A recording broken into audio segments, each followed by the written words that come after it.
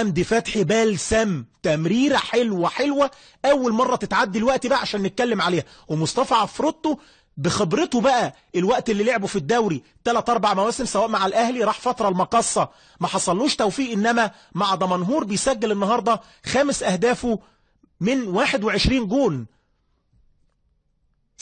تاني التعادل للنادي الاهلي مع الدقيقه 87 كأن الكرة ما كانتش عايزه تدخل، انما يحلوا المشكله ويحلوا حاله التكتل الدفاعي. لو عدينا اكتر من 17-18 لعيب داخل منطقه الجزاء، مؤمن زكريا اللي بيسجل وتيجي في المدافعين عشان النهارده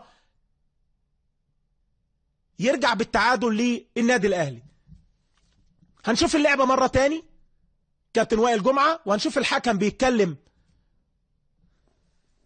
ولا حد واقع. احمد خطاب للمره الثانيه اللي وقع من دقيقتين، انما محمد هاني هي اللعبه والكره عبد الله السعيد عدت وبيتر هو اللي بيسدد على فكره بيتر، انما مؤمن زكريا كان قريب منه اللعبه. وادي بيتر قلنا مؤمن زكريا، انما بيتر ايبي هو اللي بيسجل هدف التعديل.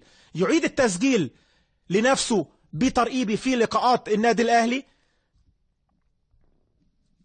وعلى الارض احمد خطاب اللي عمل مجهود كبير في الشوط الثاني، انما بيتر يقدر يفض الاشتباك تهديفيا ويسجل ثالث اهدافه بعد ما سجل امام الرجاء لقاء 2-1 في الاسبوع رقم 23، وكان سجل قبل كده قدام الشرطة 3-1 في المرحلة ال20. النهاردة ثالث اهداف بيتر ايبن بوي.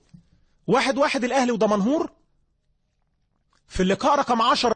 سعيد ويبقى الكبار كبار عبد الله السعيد ومؤمن زكريا اللي افتتح فرع النادي الاهلي تهديفيا في لقاءاته اللي فاتت، النهارده بيعمل واحده بلسم لعبد الله السعيد 2-1.